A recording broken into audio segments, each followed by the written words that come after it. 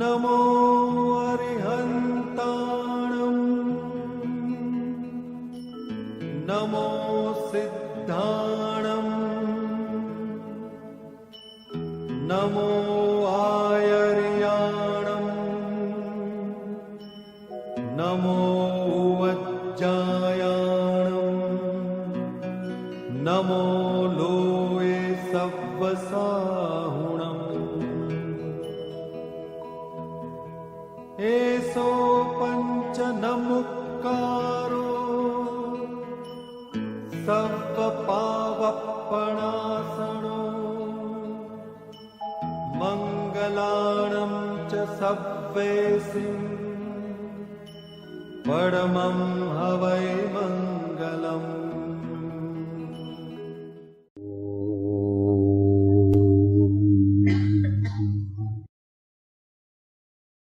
આપણા જીવનની આધ્યાત્મિક ઉન્નતિ માટે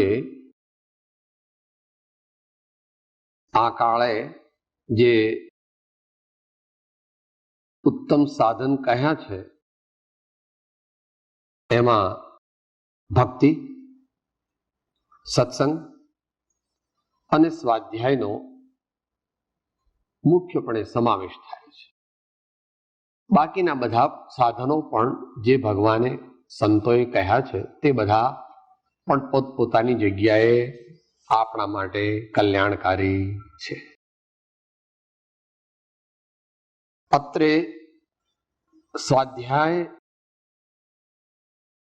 વિશે જે પ્રકારે મહાવીર ભગવાને આજ્ઞા કરી, જે આપણને ઉમાસ્વામી ભગવાને પહોંચાડી, તે 5 પ્રકારે છે સ્વાધ્યાય: વાચના, પ્રચ્છના, અનુપ્રેક્ષા, આમનાય અને ધર્મોપદેશ. તો એ 5 પ્રકારમાંથી અત્યારે સમયની મર્યાદામાં આપણે પૃચ્છના નામનું તપ એમાં પ્રવર્તવાનો પ્રયત્ન કરી રહ્યા છીએ. પોતાના અંતરમાં ઉપજેલી શંકા અથવા જે કંઈ શ્રદ્ધા થઈ તેને પાકી કરવા માટેનો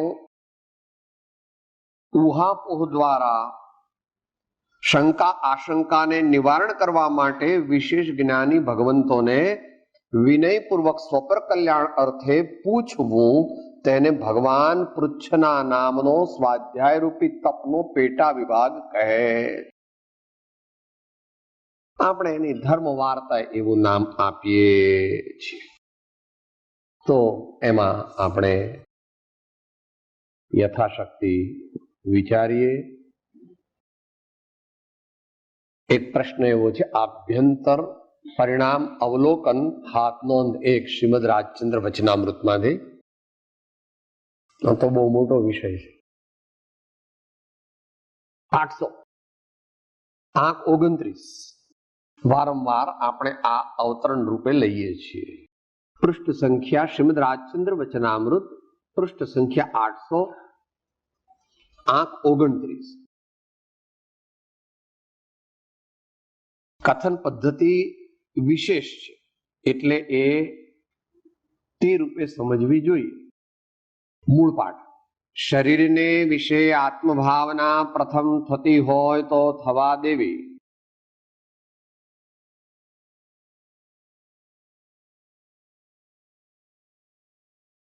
એટલે આ ઉપદેશ કોને આપવામાં આવે છે? જેણે જગતના પદાર્થોને વિશે તો આત્મભાવના કરી નથી. જે અતિ વિસ્તારથી અનેક વાર આપણે લઈએ છીએ. ભગવત કુંદ સ્વામીની ગાથાઓ હમણાં પણ છેલ્લા સ્વાધ્યાયમાં પણ આવી. 19, 20, 21. અબદ્ધ નો કર્મ કાઢી મૂક્યા. દીકરા, બંગલા, મોટર, સોનું, ચાંદી, હીરા, માણેક, મોતી બધું એનાથી શરીર પર આવ્યા. તો પ્રથમ થવા દેવી એટલે શું? એમાં થવા નથી દેવી, પણ જવું છે અંદરમાં. તો this is the description of the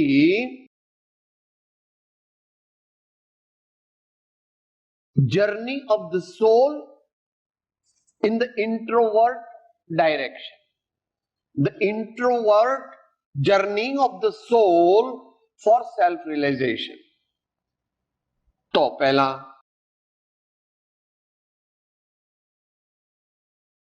શરીરને વિશે આત્મભાવના પ્રથમ થતી હોય તો થવા દેવી. પ્રથમ શબ્દ મૂક્યો છે. એટલે શરૂઆતમાં તો એવું છે, બાળક જ્યારે ચાલવા શીખે ત્યારે મમ્મીની આંગળી પકડે અથવા તો કંઈક બીજું અવલંબન લઈને ચાલતા શીખે. એમ જે ચિંતનનો અભ્યાસી છે, તત્વનો અભ્યાસી છે, ધ્યાનનો અભ્યાસી છે, એને પહેલા થવા દેવી. એટલે ગહન છે વિષય, એટલે જે પ્રમાણે વિષય આવ્યો છે એ પ્રમાણે એની થોડી સમયની મર્યાદામાં.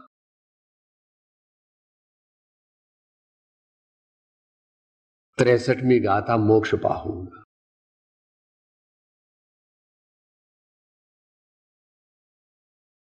આહારનો વિજય કરો, નિદ્રાનો વિજય કરો, આસનનો વિજય કરો,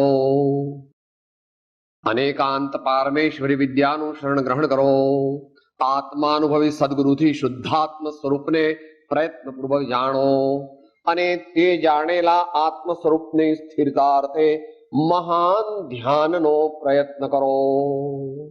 એમ 6 સ્ટેપ્સ કીધા છે ભગવાને. એમાં પહેલા 3 સ્ટેપ આમાં લાગુ પડે. આહારનો જય કરો, નિદ્રાનો જય કરો. ઝોકા ખાતા ખાતા ધ્યાન નો થાય. ઝોકા ખાવાને ધ્યાન એ બે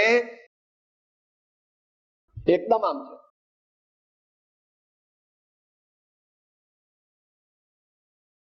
ભગવાન ગૌતમ સ્વામીને તો કહેતા હતા, એ તો બધાને ખબર છે, પણ નરસિંહ મહેતા વર્તમાનમાં કહે છે,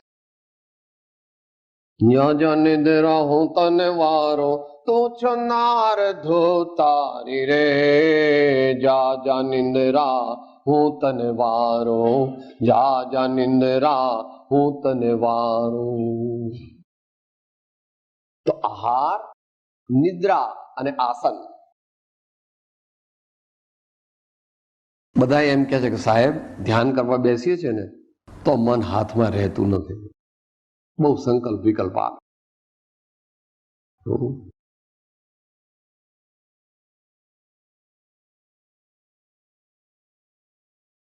યોગ સાધનાના 8 અંગમાં સીધો 7મા પર કૂદી પડે તો યમ નિયમ આસન પ્રાણાયામ પ્રત્યાહાર ધારણા એ બધું તો કર્યું નથી અને સીધું ધ્યાન કરવા બેસવું છે તો એ અક્રમ છે. તો અક્રમ માર્ગ તે અપવાદ માર્ગ છે.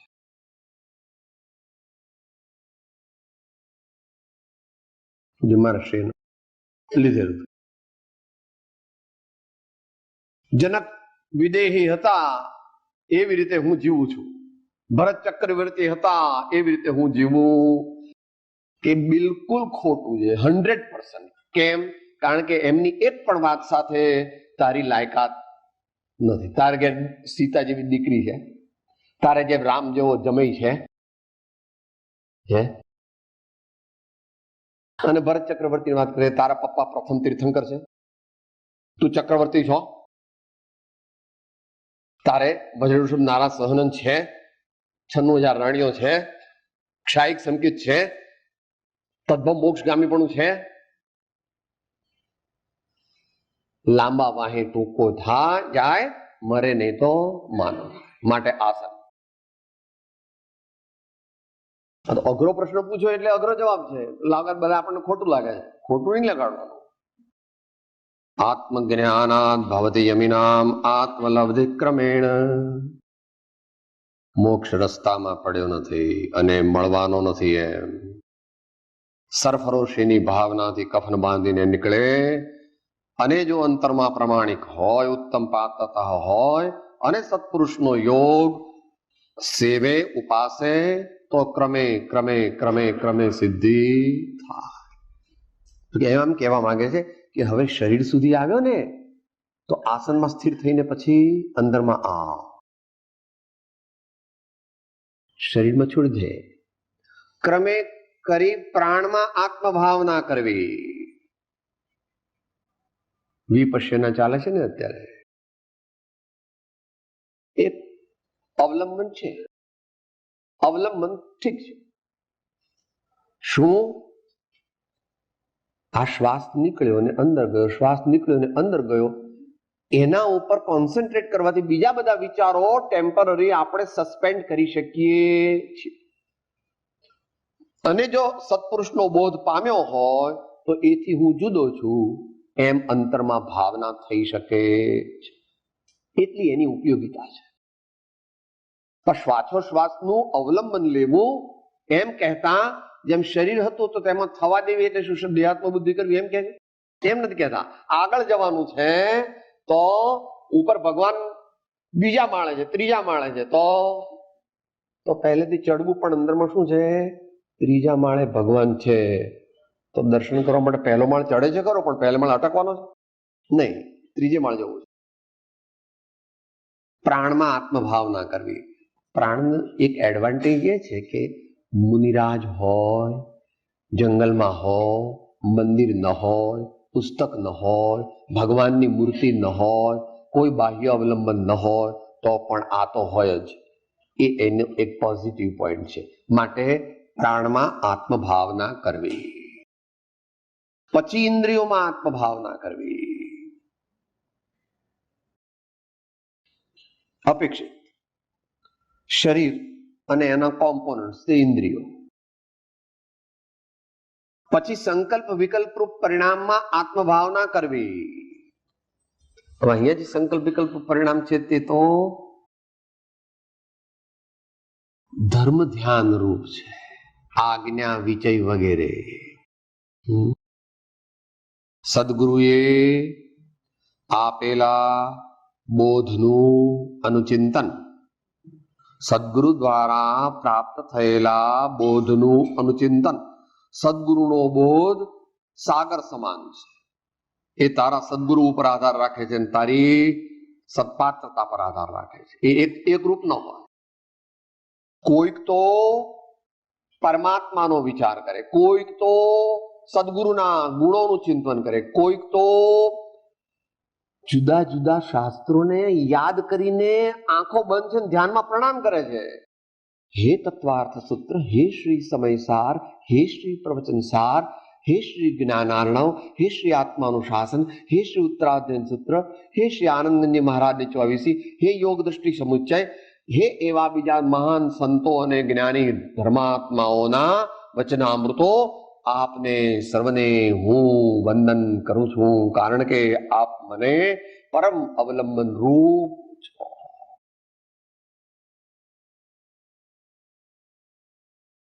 પછી એમાં તો બહુ ઘણું મોટું છે. કોઈ દ્રવ્યાનુયોગના માધ્યમથી વિચારણા ચલાવે છે, કોઈ ચરણાનુયોગના માધ્યમથી વિચાર ચલાવે છે, કોઈ કર્ણાનુયોગના માધ્યમથી અને કોઈ કથાનુયોગના માધ્યમથી. મારા શિંસારો હોલ્ડ છે આપણને. સીતા માતા પણ આવી ગયા, કૃષ્ણ ભગવાન પણ આવી ગયા, ગજસુકુમાર પણ આવી ગયા, સુલસા સતી પણ આવી ગયા, દ્રૌપદી માતા પણ આવી ગયા.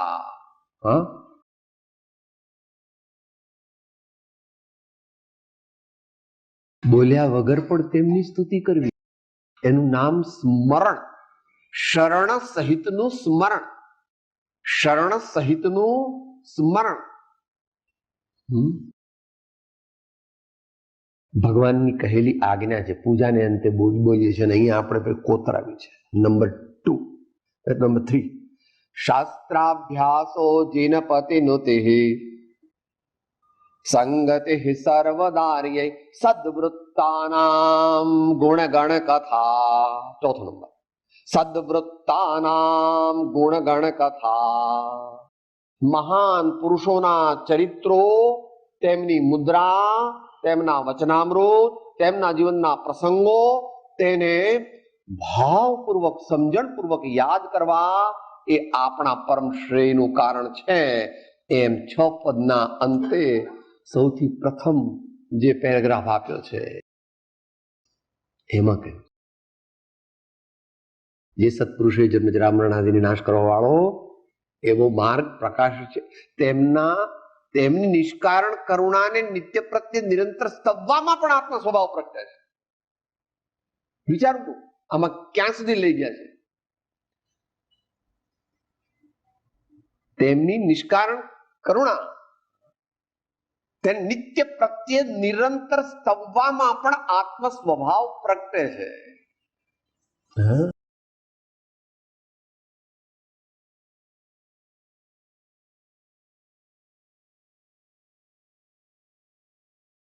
ત્યાં આગળ આવ્યું સંકલ્પ વિકલ્પ એટલે કે દુનિયાના સંકલ્પ વિકલ્પની વાત ચાલતી નથી. આવા કરવા જ પડે છે. આ ફરજિયાત છે, મરજિયાત નથી. કોઈ કે સાહેબ આવું બધું તમે કરો, હું તો બસ એકદમ આત્માના અનુભવ જ મારે એકલો કરવો છે, ભગવાન નહીં જોઈએ, ગુરુ નહીં જોઈએ, શાસ્ત્ર નહીં જોઈએ, બસ આત્માનો અનુભવ કરવો છે. ન થાય બાબા, ભગવાનને નથી થતું. એ આપણે ગઈ વાત થઈ ગઈ હતી. તીર્થંકર ભગવાનને સિદ્ધ પરમાત્માનો વિનય અને આજ્ઞા લીધા વિના દીક્ષા લેવાની આજ્ઞા નથી. આ દુનિયામાં સર્વોત્તમ પુણ્ય અને પવિત્રતાનો યોગ તીર્થંકરને છે. એમને પણ પોતાની જાતે દીક્ષા લેવાની અનુજ્ઞા નથી, તો પછી બીજા કોને હોય? માટે સંકલ્પ વિકલ્પ રૂપ પરિણામમાં આત્મભાવના કરવી એટલે કે શુભો ભાવ વડે મન શુદ્ધ કરો, નવકાર મહાપદને સમરો, નહીં એહ સમાન સુ મંત્ર કહો, ભજીને ભગવંત ભવ અંત લહો, ભજીને ભગવંત ભવ અંત લહો. તો ત્યાં સુધી આવ્યા. હવે સંકલ્પ વિકલ્પને ચરણાના યુગની પરિભાષા છે, દ્રવ્યના યુગમાં પણ આવે છે. એનું નામ સવિકલ્પક ધારણા અથવા સવિકલ્પક ધ્યાન. ધારણા 12માં હોય છે. આંખો બંધ કરો અને ચિંતન કરો એટલે ચિંતન થયું. ત્યાંથી આગળ જવાની વાત કરે છે. હવે પછી સ્થિર જ્ઞાનમાં આત્મભાવના કરવી, ત્યાં સર્વ પ્રકારની અન્યાલંબન રહિત સ્થિતિ કરવી. એ બે સાથે લઈએ, એ દ્રષ્ટાંતથી તરત સમજાશે. આપણે બહુ નાના હતા ત્યારે 1940, 41, 42, 43 માં પેલી તકલીથી કાંતતા હતા અને પૂણી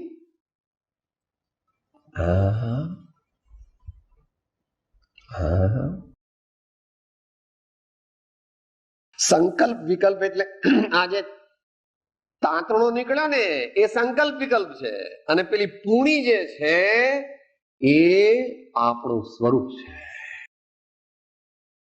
અર્થાત પૂણી એટલે દ્રવ્ય અને તાંતણો એટલે પર્યાય.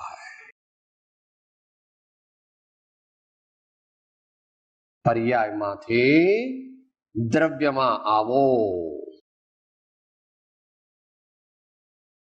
ઉપયોગમાંથી ઉપયોગના સ્વામી જ્ઞાયક ભાવ તરફ આવો, વિચારમાંથી વિચારક તરફ આવો.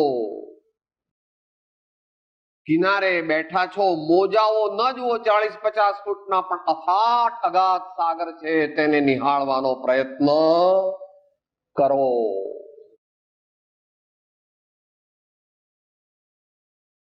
થોડું અઘરું છે.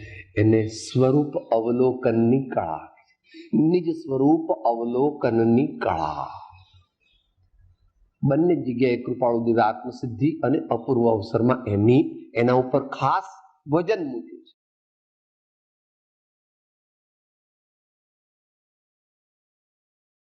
નિશ્ચય રાખી લક્ષ્યમાં સાધન કરવા સો, નિશ્ચય રાખી લક્ષ્યમાં સાધન કરવા સો. ધ્યાન રાખવું પડે. આમ કરીને પૂણીથી કાંતે તો એની ફ્રીક્વન્સી અને ખેંચવાની જે સ્પીડ, એ બે વચ્ચે સંતુલન હોવું જોઈએ, નહીં તો તાંતણો જાડો નીકળે, કાં તો બહુ પાતળો નીકળે, કાં તો તૂટી જાય. A synergistic balance between the speed of that takli and the stretching of the puni has to be attained to, has to be reached, has to be accomplished, that synergistic balance. એમ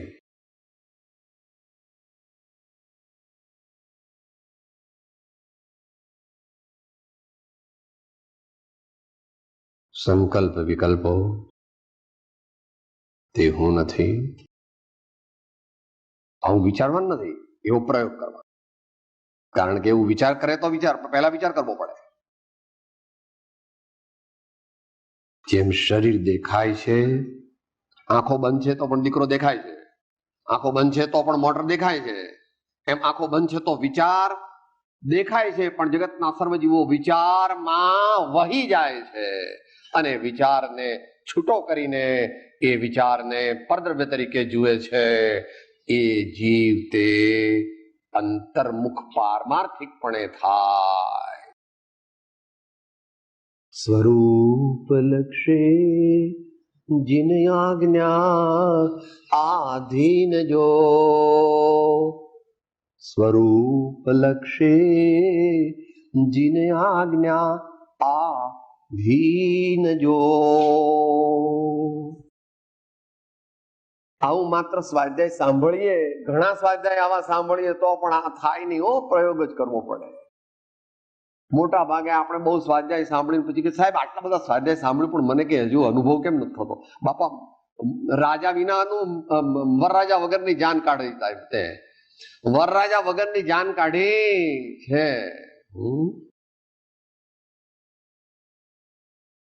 એટલે એ પહેલા હમણાં પૂજ્ય મહારાજશ્રીએ જણાવ્યું તે પ્રમાણે સત્પાત્રતા, સત્સંગ, સત્પાત્રતા, સદગુરુનો બોધ અને ઉપાસના, તે દ્વારા સત્સંગની ઉપાસના અને એ દ્વારા આત્મ તત્વનો બોધ અને તેના પરિપક્વતા રૂપે આત્મજ્ઞાનની પ્રાપ્તિ અને એનાથી પછી આગળ સ્થિરતા થતા આત્માનો અનુભવ, જેને સમતા અથવા વિતરાગતા અથવા સમાધિ કહે છે.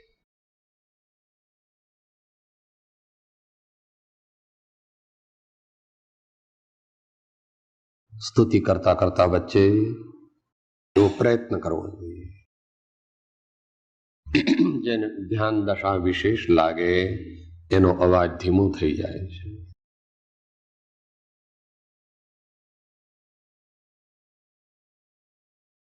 કારણ કે આત્માની શક્તિ જ્ઞાયક તરફ ઢળી, વાણી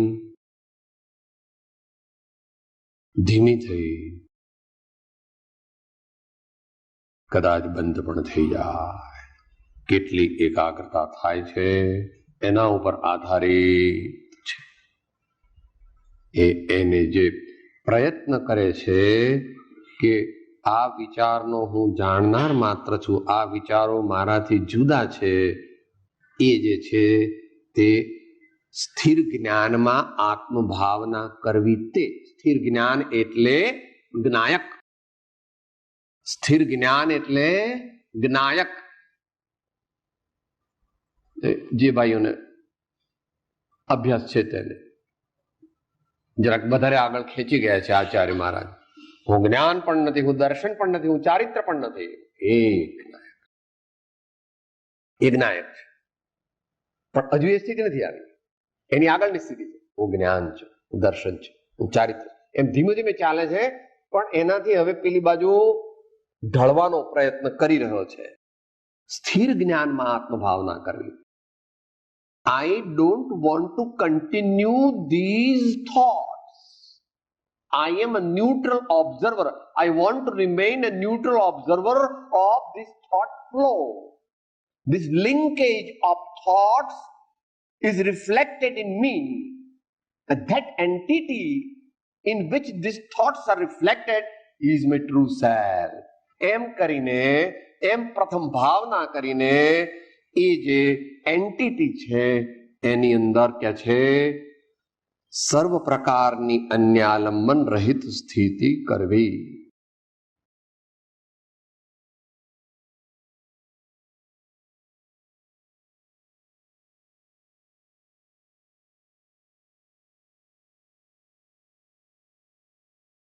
હું જ્ઞાન છું, હું જ્ઞાન માત્ર છું, હું જ્ઞાન માત્ર છું, હું જ્ઞાન માત્ર છું.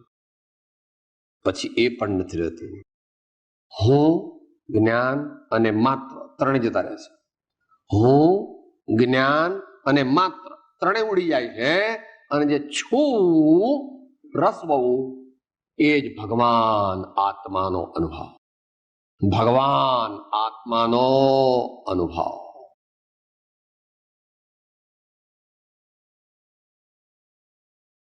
શ્રી સમયસારની 143 ને 144 ગાથાની ટીકામાં આચાર્ય ભગવાને શાસ્ત્રીય પદ્ધતિથી સમજાવ્યું છે. અધ્યાત્મ અને સિદ્ધાંતનો મેળ કરીને અધ્યાત્મની મુખ્યતા રાખીને સમજાવ્યું છે. ત્યાંથી જાણવું. સાદી ભાષામાં કોઈને વાંચવું હોય તો સાધના સોપાનમાં એ વાત લીધેલી છે, એ ત્યાંથી વાંચવી.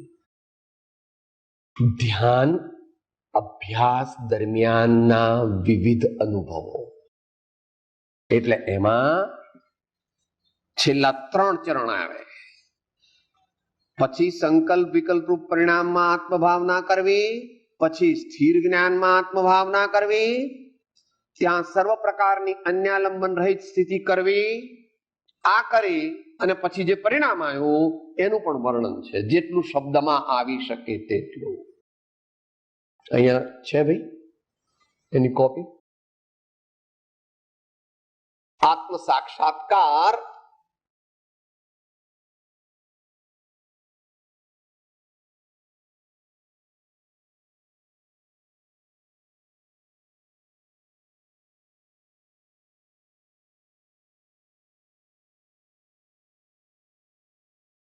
પંચાવનમાં પાના ઉપર એકાગ્રતાની સાધના દરમિયાનના વિવિધ અનુભવો એનું વર્ણન છે. અંદર બધું લખ્યું છે જે પ્રમાણે છે તે પ્રમાણે. પછી આત્મ સાક્ષાત્કારની પ્રાપ્તિ, એટલે અન્યાલંબન રહિત સ્થિતિ થઈ તે એ આ. અને સાહેબ અન્યાલંબન રહિત પછી શું થાય? પછી કે છે આત્મ સાક્ષાત્કારનું ફળ. તમારી દુનિયામાં બધાનું ફળ છે, તો આમાં પણ છે. ભગવાનને ઘર જે બિઝનેસ છે ને એમાં મેઇનલી કેશ ટર્મ્સ છે. અને સબોર્ડિનેટલી લોન આપે છે ભગવાન. લોન આપે છે ભગવાન. ધર્મ તત્કાળ પણ આનંદનો અનુભવ કરાવે છે જ્યારે પરમાર્થ પ્રગટે ત્યારે, અને શેષ પણ આનંદનો અનુભવ કરાવે છે. એ સમજવું કદાચ અહીંયા બધા માટે સંભવ ન બને. એને લબ્ધ્યાત્મક અનુભૂતિ કહે છે અને પછી વારંવાર ઉપયોગાત્મક અનુભૂતિ કહે છે. લબ્ધ્યાત્મક અનુભૂતિ 24 કલાક ચાલુ રહે છે. જ્ઞાની સુઈ ગયા છે તો પણ તેઓને ગુણ શ્રેણી નિર્જરા ચાલુ છે. જ્ઞાની સુઈ ગયા છે તો પણ તેમને ગુણ શ્રેણી નિર્જરા ચાલુ છે, પણ તેમને એટલાથી સંતોષ નથી, એટલે ફરી પાછા ઊંઘમાંથી બેસવા થઈને ઉપયોગાત્મક અનુભૂતિ માટે પ્રયત્ન કરે છે.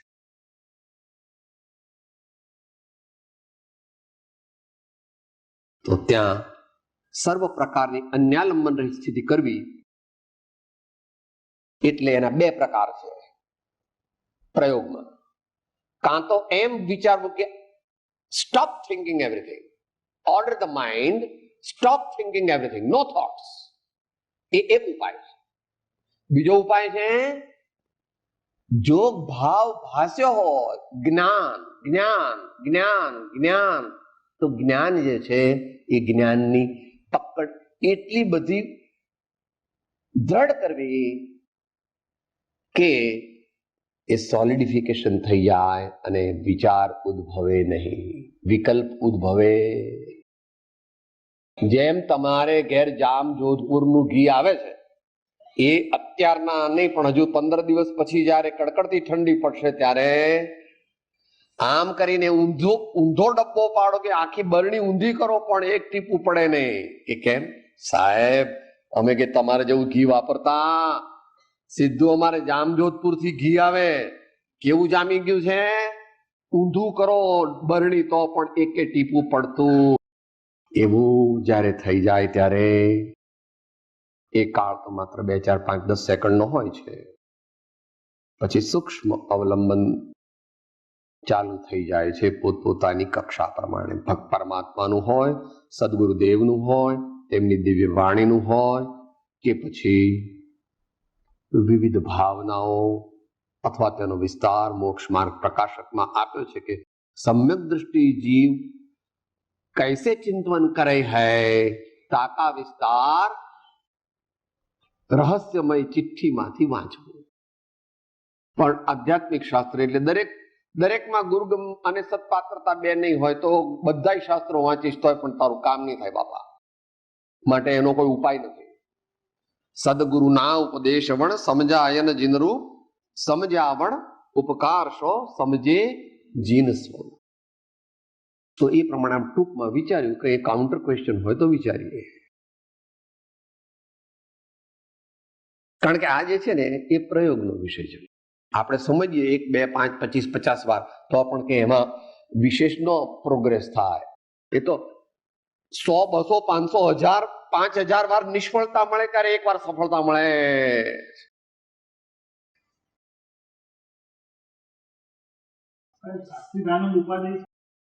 સાત્વિક આનંદ ઉપાદેય નથી પરંતુ પ્રેરક છે.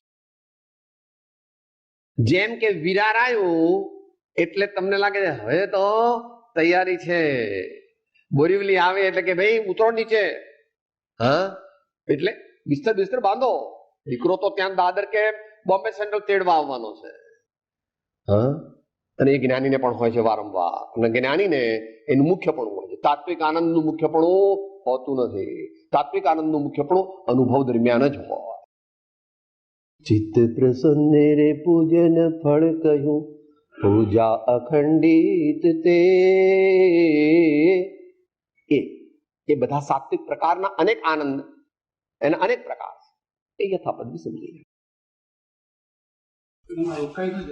એમાં રોકાઈ નહીં જવું એ જ અઘરું છે. એટલે તે વખતે એ કૃપાળુદેવે 254 પહેલો જે મુદ્દો છે એના લેટર પાર્ટમાં કહ્યું છે અને એમાં એક્સક્લેમેશન માર્ક મૂક્યો છે ઇન્ટુ ઇન્વર્ટેડ કોમા કરીને. અરે કોમા નહીં બ્રેકેટ કરીને એક્સક્લેમેશન માર્ક મૂક્યો. તામસિકમાંથી રાજસિકમાં, રાજસિકમાંથી સાત્વિકમાં, સાત્વિકમાંથી તાત્વિકમાં એવી આજ્ઞા કરી છે. તસ નિસ્ત્રૈગુણ્યો ભવાર્જુન. નિસ્ત્રૈગુણ્યો ભવાર્જુન. દાસોહમ સોહમ સ્ટેજીસ થોડીક વિસ્તારથી સમજાવશો. બીજું બધું નહીં લેવાય. અને આ પણ આમ તો થોડું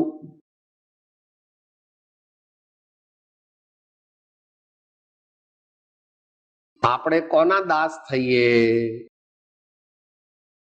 જેનાથી ઉત્તમ લાભ થશે. આ મને ઉપકારી છે એમ અંદરમાં ભાવ હોય તો જ એનું દાસત્વ તત્વથી સ્વીકારી શકે. બાકી દુનિયામાં તો બધે શિષ્ટાચાર જ ચાલે છે. અને શિષ્ટાચાર અથવા સંપ્રદાયની ક્રિયા ધર્મ છે એમ દરેક જગ્યાએ ચાલે છે. કોઈ પણ ધર્મ. અને એવું જ રહેવાનું છે. તો દાસોહમ ક્યારે થાય? પહેલી વાત જે કરી હતી જિજ્ઞાસા.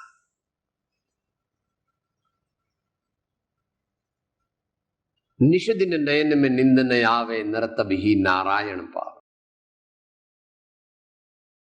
પણ એ એકદમ થાય નહીં. એટલા માટે દીર્ઘકાળ સુધી યથાર્થ બોધનો પરિચય થવાથી એમ કીધું. અથવા તેમાં પણ આ કાળના જીવોને તે બળની દ્રઢછાપ પડી જવા અર્થે અનેક અંતરાય જોવામાં આવે છે. જેથી કરીને તથારૂપ જિજ્ઞાસુ વૃત્તિએ તે સત્સંગ દીર્ઘકાળ સુધી ઉપાસવાની આવશ્યકતા રહે છે. તો દાસોહમ.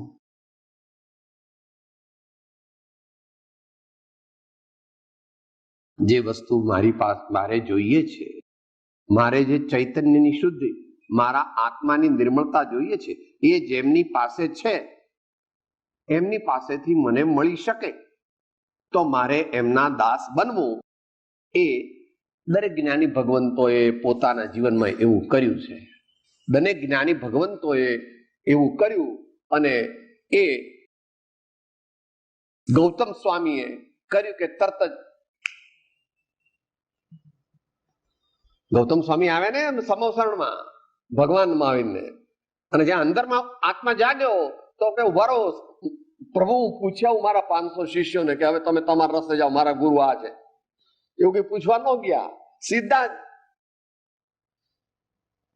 ને એવી પ્રસંગ આવે છે પેરિસના ઝવેરી, ઉત્તરસંડા વાળા પૂના ગયા હતા ને નાટાજીની સાથે. હીરાલાલ ઝવેરી એ કહે છે કે આ હું તું ખોટા રવાડે ચડી ગયો, આપણે પૈસા વાળા ધર્મ ફરમ ના હું બાવા ને બધું આ હું તું ખોટા રસ્તે ચડી ગયો. એટલે કે ભાઈ મને તો એમાં મને મજા આવે છે. તો કે તમે હું જઈ આવું કે છે. એટલે કે ના ના હું શું કરું, એટલે તમે આવો મારી સાથે. હું આવીશ તો તમને નહીં પોહાય કે હું કોઈ બાવાને પગે લાગતો નથી, અને મારા માટે સોફા સેટ ત્યાં હોય તો હું આવું.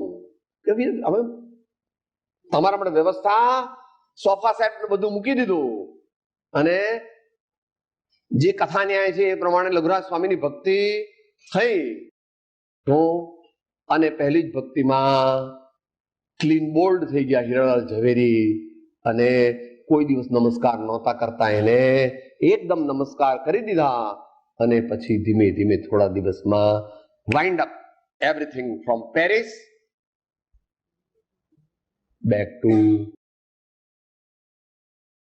back at the feet of the same. તો દાસોહમ દરેકને કરવું પડે છે. આપણે અંતમંગળ બોલી, સમય મર્યાદા છે. પ્રભુ જે તુમ સ્વામી હમ દાસા, પ્રભુ જે તુમ સ્વામી હમ દાસા, પ્રભુ જે તુમ સ્વામી હમ દાસા, ऐसे भक्ति करे रे दासा, ऐसे भक्ति करे रे दासा, प्रभु जी तुम चंदन पाने, प्रभु जी तुम चंदन हम पाने, प्रभु जी तुम चंदन हम पाने. માટે નિર્ણય કરવો કે આપણે કોના દાસ બનવું છે, અને એ પ્રમાણે એ દિશામાં આગળ વધવું. આપણે સમાપન કાર્ય પણ બહુ વિસ્તારથી રાખ્યું નથી, માટે જે જે વિશિષ્ટ વક્તા મહાનુભાવો અત્રે પધારેલા છે, સર્વ મુમુક્ષુ ભાઈઓ જે લોકોએ આનો લાભ લીધો છે, કાર્યકર ભાઈઓ જેઓએ પોતે સેવાઓ આપી છે, એ સૌને આપણે ધન્યવાદ આપીએ. આપણે એમને વંદન કરીએ, યથાયોગ્ય આદર સત્કાર કરીએ, અને ફરીથી આવા સામૂહિક સાધનાના પ્રોગ્રામમાં જ્યાં સુધી વ્યક્તિગત સાધનાનું બળ ન વધે ત્યાં સુધી વારંવાર જોડાવાનો નિશ્ચય કરી અને ફરી ફરી આત્માનું બળ વધે એવી પરમાત્માને પ્રાર્થના કરીએ. કંઈ પણ ક્ષતિ સંસ્થા તરફથી રહી ગઈ હોય તો તે બદલ સંસ્થાના આયોજકો, વ્યવસ્થાપકો સૌને ઉદાર દિલ રાખી અને ક્ષમા કરશો એવી અત્રે તેમના સૌ વતી નમ્ર વિનંતી છે. કારણ કે અમુક જણા બહાર છે, એટલે એ પ્રમાણે અત્યારે આપણે સમાપન કાર્ય પણ ટૂંકમાં કરીએ છીએ. હવે આગળ જે પ્રમાણે આપણને સૂચના આપવામાં આવે એ પ્રમાણે આગળ વધીશું. લોપાર સ્નાન ભગવાન કે પરમ કૃપાળો દે સબ સંતન કી આનંદ. ઓમ તો જેની દશા વર્તે દેહાતે, તે જ્ઞાને ના ચરણમાં હો વંદન. ઉમાવીર સ્વામી ભગવાન કી सब संतन की ओम शांति शांति शांति। હું આત્મા છું, આપનો સેવક છું, સૌનો મિત્ર છું. હું આત્મા છું, આપનો સેવક છું, સૌનો મિત્ર છું. હું આત્મા છું, આપનો સેવક છું, સૌનો મિત્ર છું.